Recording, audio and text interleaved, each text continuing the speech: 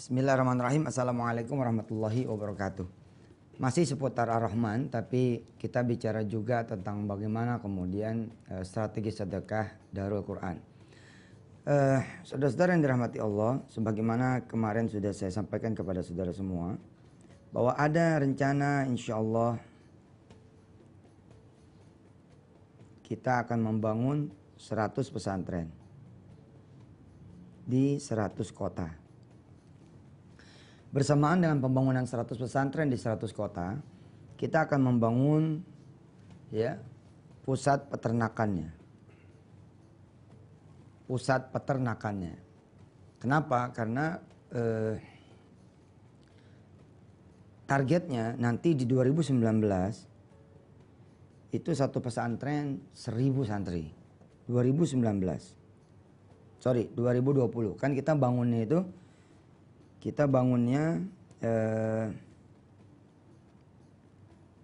jadi begini, pendaftaran inden itu dari 2014 sampai dengan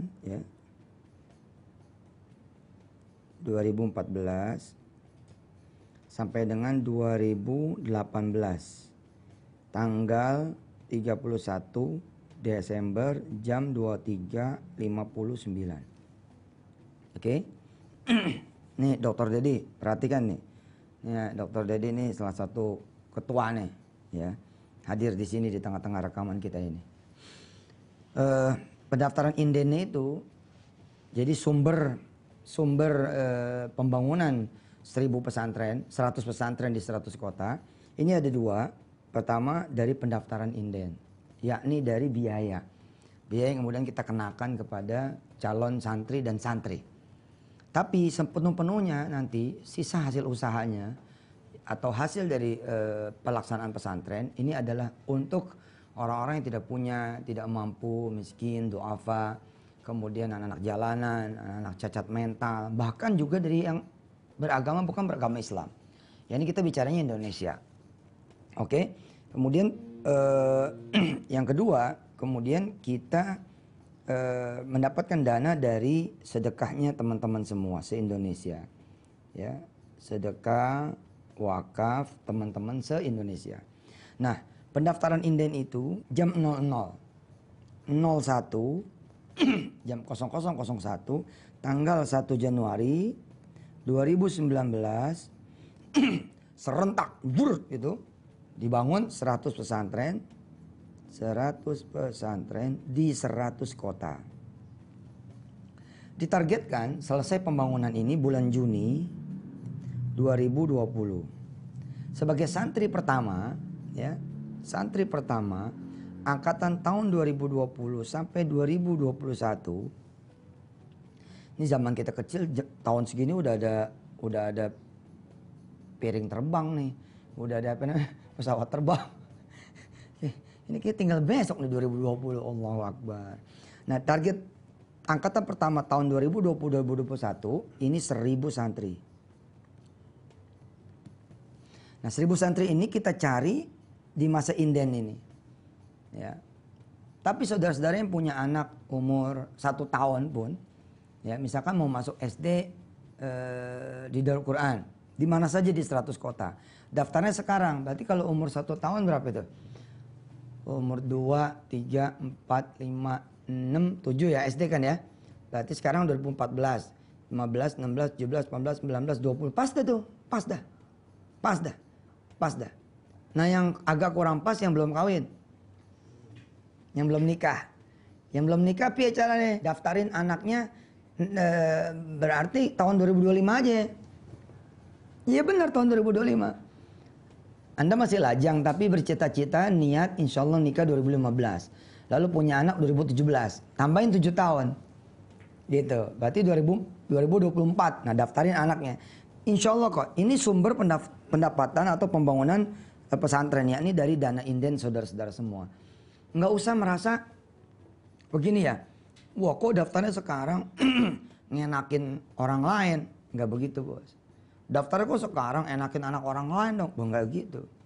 Ketika kita membiayai anak orang lain seperti membiayai kita punya anak sendiri. Itulah dia Ar-Rahman. Ya kan? Sampai Anda menyayangi anak Anda sendiri. Sebenarnya ini yang kita bahas dulu. Kalau Anda menyayangi anak Anda sendiri, itu udah asasinya begitu. Justru kalau Anda jadi ayah nggak sayang sama anak Anda jadi ibu nggak sayang sama anak Anda, ini masalah. Masalah ini. Asasinya nggak dapet gitu. Nah yang lebih hebat lagi, Allah meminta kita kan, bagaimana kita menyayangi anak orang lain. Seperti menyayangi anak kita sendiri. Itu dia. Anda menyayangi suami orang lain. Seperti menyayangi suami Anda sendiri. Ya, ini yang nggak boleh, awas loh. Saya sayang sama dia Ustaz. Seperti istri saya sendiri, kagak boleh. Ya. Jadi bagaimana kemudian Anda menyayangi tetangga Anda. Seperti Anda menyayangi keluarga Anda sendiri. Itulah dia Ar-Rahman. Saya bacain ya. Satu hadis sebelum kita lanjut ke strategi sedekah. Bismillahirrahmanirrahim, ini hadis qudsi. Yaqulullahu, Allah bersabda. Allah berfirman lewat hadis qudsi. Yaqulullahu, Allah berfirman lewat hadis qudsi. Hadis qudsi ini adalah wahyu Allah, tapi redaksinya adalah redaksi dari Rasulullah. Nah, ini perlu pengetahuan nih teman-teman semua. Semua agama samawi hanya Al-Quranul Karim yang teksnya dari Allah. Baru tahu ya? Baru tahu ya? Hanya kitab Al-Quranul Karim dari agama samawi yang Al-Quranul Karim itulah teksnya direct langsung dari Allah dituruninnya. Jadi kalau bentuknya itu nun, hurufnya itu nun, maka nun itu pun kalamullah. Berbeda dengan Injil. Injil adalah rekapan, ya, resume, pernyataan, kalimat dari Isa. Walaupun ia berasal dari wahyu Allah Subhanahu wa taala. Taurat, Zabur itu juga bukan dari nabinya. Bukan dari Allah, maaf, bukan dari Allah Subhanahu wa taala, redaksi, tapi dari nabinya. Bisa dipahami? Beda dengan Al-Quranul Karim. Al-Quranul Karim bukan dari Rasulullah, tapi dari Allah langsung. Teksnya loh yang saya maksud, teksnya. Jadi Rasulullah tidak menambah dan tidak mengurangi. Berbeda dengan kitab-kitab yang lain. Inilah satu kebanggaan tersendiri buat saudara dan saya, kita semua yang beragama Islam. Lah di sini ada hadis merupakan wahyu Allah, tapi teksnya teks Rasulullah, maka itu disebutnya hadis qudsi. Qudsi, Quds, suci. Jadi hadis yang disucikan karena memang dia merupakan kalamullah. Walaupun setiap perkataan dari Rasulullah pun dia merupakan wahyu dari Allah Subhanahu wa taala. Tapi sayang nih, waktunya sudah habis. Saya bacain hadis qudsi yang hebat sekali ini nanti di segmen yang berikutnya. Silakan.